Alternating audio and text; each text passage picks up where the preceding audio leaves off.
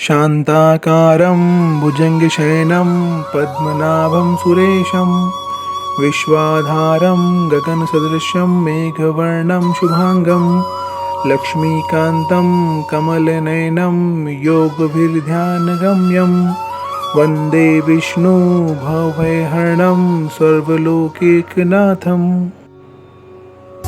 नमस्कार दोस्तों, धर्म क्रम में आपका स्वागत है। आज आप श्रवण करेंगे पुरुषोत्तम मास महात्म्य के 9वें अध्याय का। सूत जी कहने लगे कि इसके पश्चात नारद जी विस्मय युक्त हो मेधावी ऋषि कन्या का वृतांत पूछने लगे। नारद जी ने पूछा, हे मुने, फिर उस ऋषि कन्या ने वन में क्या किया? क्या किसी ऋषि ने उसके साथ विवाह किया? नारायण कहने लगे, इस कन्या ने दुख के साथ अपने पिता का स्मरण करते हुए वहां आश्रम में रहकर कुछ काल व्यतीत किया।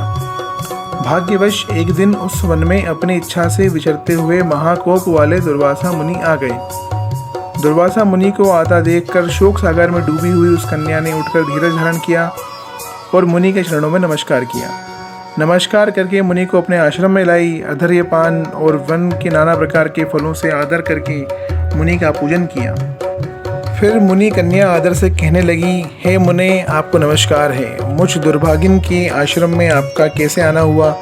आपके आने से मेरे भाग्य का उदय हो गया अथवा मेरे पिता के पुण्य प्रताप से मुझको समझाने के लिए आप आए हैं?